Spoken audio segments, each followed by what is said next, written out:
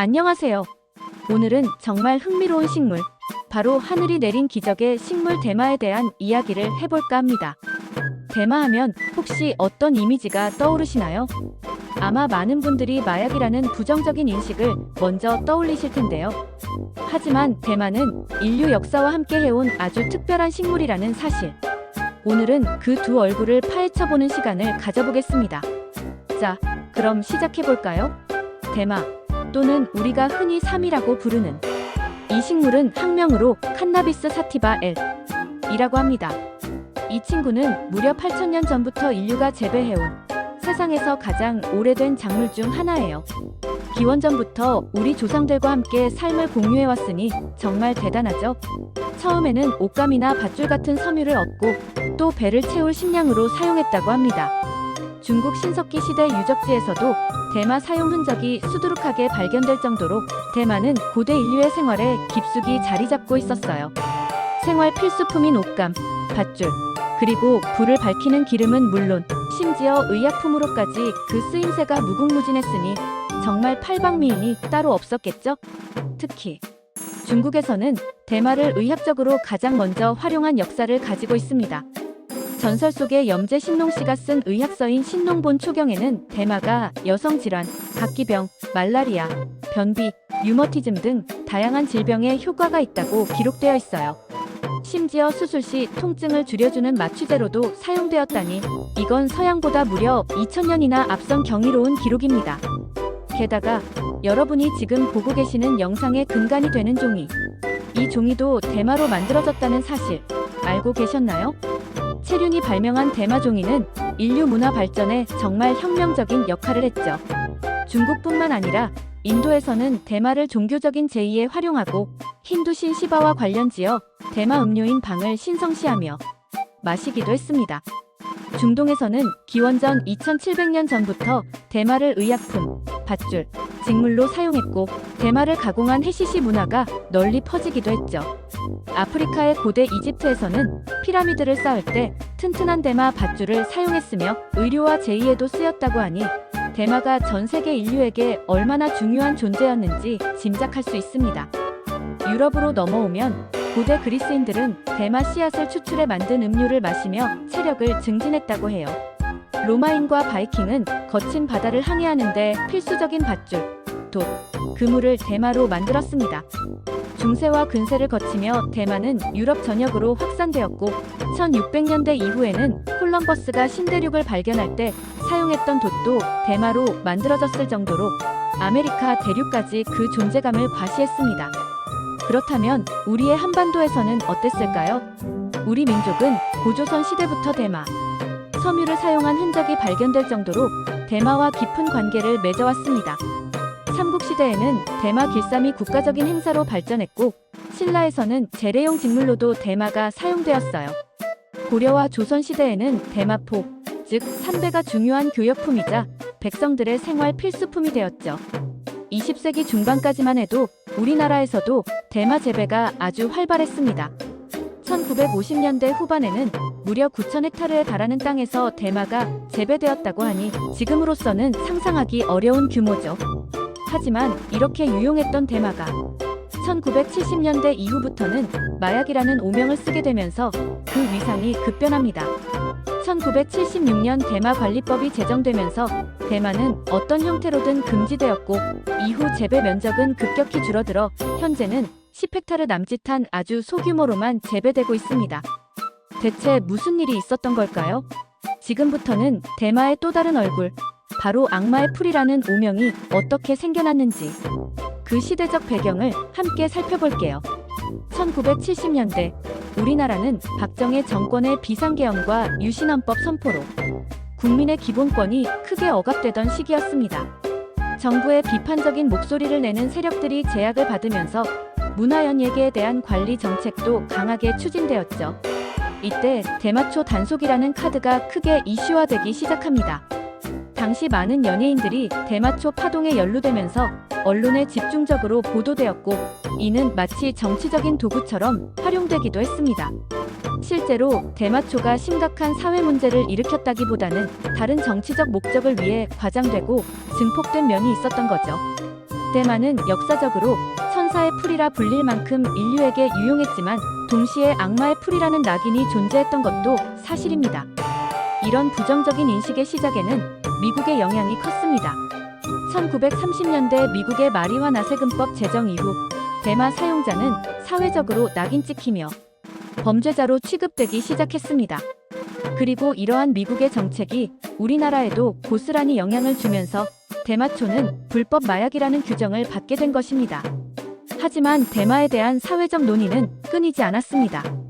1970년대 이후에도 여러 문화예술인들이 대마 관련 법 개정과 비범죄화를 주장했습니다. 가수 김부선 씨, 고 신해철 씨, 그리고 박찬욱 감독님처럼 유명 인사들도 대마의 의료적, 산업적 가치를 재조명하며 법 개정의 필요성을 역설했죠. 2000년대 이후에도 여전히 대마 단속은 이어졌지만 그와 동시에 대마에 대한 사회적 논의는 점차 확산되기 시작했습니다. 이렇듯 대마는 한편으로는 억압적인 정치 상황에서 대중을 통제하는 수단으로 악용되기도 했고 또 다른 한편으로는 인류에게 없어서는 안 될 유용한 자원으로 사용되었습니다. 결국 대마는 하늘이 내린 기적의 선물인가 악마의 풀인가라는 양면성을 지닌 존재라고 할 수 있습니다. 우리가 전통적으로 삼 또는 삼배라고 불렀던 이 식물의 원래 이름과 의미를 젊은 세대들은 잘 모르는 경우가 많습니다. 이제는 대마라는 단어가 주로 마약적인 의미로만 사용되면서 본래 옷감, 밧줄, 생활용품의 재료로 인류 역사와 밀접하게 연관되어 있던 귀한 식물이라는 사실이 잊히고 있는 것이죠. 그렇다면 현재 한국의 대마 합법화 현황은 어떨까요? 기본적으로 한국에서 대마는 원칙적으로 불법입니다. 하지만 몇 가지 예외와 변화가 있습니다. 가장 큰 변화는 바로 의료용 대마의 부분적인 합법화입니다. 2018년 11월 한국은 아시아 국가 중 최초로 의료용 대마를 합법화하는 의미 있는 발걸음을 내디뎠습니다. 마약류 관리에 관한 법률 개정을 통해 특정 질환, 예를 들어 뇌전증, 에이즈, 암 관련 치료 목적으로 식품의약품안전처의 승인을 받은 경우에 한해 칸나비디올 CBD, 마리놀, 사티백스와 같은 특정 대마 성분 의약품 사용이 허용되었습니다. 하지만 의료 현장에서의 활용은 여전히 쉽지 않다는 지적도 많습니다. 까다로운 규제와 제한된 약품 종류가 문제점으로 꼽히고 있는데요. 현재 한국에서 사용 가능한 의료용 대마 뇌전증 약은 에피디올렉스 하나뿐이며 이마저도 환각 성분이 없는 CBD 성분만 포함하고 있습니다. 국내 제약사에서 에피디올렉스의 복제약 개발을 연구 중이지만 실제 시판 여부는 아직 불확실하다고 합니다. 물론 오락용 대마는 여전히 불법입니다. 한국인에게는 속인주의 원칙이 적용되기 때문에 해외에서 대마를 흡연했더라도 국내법에 따라 처벌받을 수 있으니 주의해야 합니다. 하지만 대마의 산업적 가치에 주목하는 움직임도 있습니다. 2020년 7월 경상북도가 정부가 지정한 산업용 햄프 규제 자유특구로 선정되면서 대마의 산업화가 본격적으로 시작되었습니다. 햄프는 대마의 일종이지만 환각 성분인 THC 함량이 매우 낮아 산업적 용도로 활용되는 품종을 말합니다. 안동시 일대에서 산업용 햄프 재배와 원료 의약품 제조, 그리고 해외 수출 실증 사업까지 추진되고 있다고 합니다. 햄프는 섬유, 화장품, 식품 등 다양한 분야의 원료로 사용될 수 있으며 특히 대마 씨앗과 대마 씨유는 껍질을 완전히 제거하고 THC 및 CBD 함량이 일정 기준 이하인 경우 식품 원료로도 사용 가능합니다. 해외 동향을 보면 캐나다, 네덜란드, 남아프리카 공화국 등 여러 국가에서 대마가 합법화되었고 미국에서도 많은 주에서 오락용 대마초를 합법화하고 있습니다. 최근 태국은 동남아시아 국가 중 처음으로 대마초를 전면 합법화했었지만 부작용 문제로 의료용 대마만 다시 합법화하는 조치를 취하기도 했습니다. 중국 역시 정부 연구기관에서 대마 품종 개발을 진행 중이며 THC 함량이 0.3% 미만인 종은 특별 허가를 받은 농가에서 재배할 수 있도록 하고 있습니다. 이러한 상황 속에서 대마에 함유된 비환각성 성분인 CBD 칸나비디올에 대한 관심도 높아지고 있습니다. CBD는 뇌전증 치료 외에도 다양한 질환에 사용될 수 있으며 해외에서는 건강기능식품으로도 판매되고 있습니다. 하지만 한국에서는 대마 씨앗, 뿌리, 성숙한 줄기 등에서 추출한 CBD 함량이 매우 적은 제품이 CBD 오일이나 의료용 대마 오일 등으로 판매되고 있지만 효능을 기대하기는 어렵다는 것이 전문가들의 의견입니다. 대마 재배는 수확 후 복잡한 가공 과정이 필요하고 많은 노동력이 소모됩니다. 또한 대마 섬유가 비싸다는 인식이 퍼지면서 소비자 수요가 줄고 합성 섬유의 보급과 중국산 저가 대마 수입이 늘면서 국내 재배는 급격히 감소했습니다. 2013년에는 13.5헥타르, 2015년에는 약 14헥타르에 불과했다고 하니 과거에 활발했던 재배 모습과는 큰 차이가 있죠. 현재는 삼척, 정선, 당진, 안동, 보성 등 일부 지역에서만 소규모로 대마를 재배하고 있습니다. 그중 안동은 최고급 삼배인 안동포로 유명한데요. 손으로 일일이 삼을 쪼아 만든 생링이 등 고급 대마포가 생산됩니다. 대마포는 품질에 따라 생링이, 잉링이, 무삼으로 나뉘는데 안동포는 조선시대 고위층 관직자들의 예복으로도 사용될 만큼 그 가치를 인정받았죠. 또한 안동에서는 청삼 등 특정 품종을 이용한 체험 행사와 대마씨 기름, 샴푸, 비누 등 다양한 특산품 개발이 이어지고 있습니다. 대마는 섬유 외에도 다양한 방식으로 우리 생활에 스며들어 있었습니다.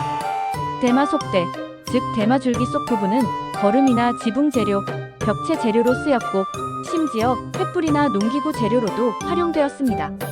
전통 가옥의 지붕이나 벽체를 대마로 만들고 호박순을 지지하는 데도 사용했다고 하니 정말 버릴 게 없는 식물이었네요.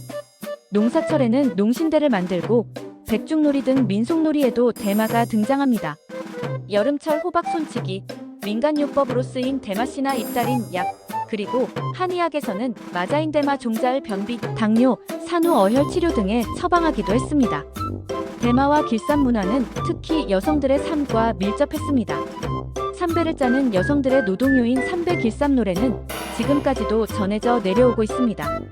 젊어서는 털이 안 나고 늙어서는 털이 나는 것 이라는 수수께끼의 답이 삼배옷인 것처럼 우리 속담이다. 수수께끼에도 대마 관련 표현이 많이 남아있어 그만큼 우리 생활 깊숙이 자리하고 있었음을 알 수 있습니다. 오늘날 바이오업계 관계자들은 의료 목적에 한해 대마 합법화를 추진하는 나라가 늘고 있다며 한국도 문제점을 고려해 단계적으로 법령을 개선해야 한다고 말합니다. 대마는 인류와 가장 오래된 동반자 식물로서 의식주와 의료, 종교까지 포괄적으로 기여해왔습니다. 역사 속에서는 필수 자원이었지만 동시에 정치 적사회적 통제 수단으로 이용되기도 했죠. 한국 역시 고대부터 현대까지 대마와 깊은 관계를 맺어왔지만 1970년대 이후 금지 정책으로 인해 그 연결고리가 단절되었습니다. 하지만 이제는 세계 여러 나라에서 대마에 대한 규제 완화가 이루어지고 있으며 의약 및 산업용으로서의 가치가 다시 주목받고 있습니다. 앞으로 대마의 산업적, 의료적 가치를 회복하기 위한 논의가 더욱 활발해질 가능성이 크다는 전망과 함께 대마가 가진 진정한 가치를 찾아 나서는 노력이 계속되기를 기대해봅니다. 오늘 영상은 여기까지입니다. 다음에 더 흥미로운 이야기로 찾아올게요.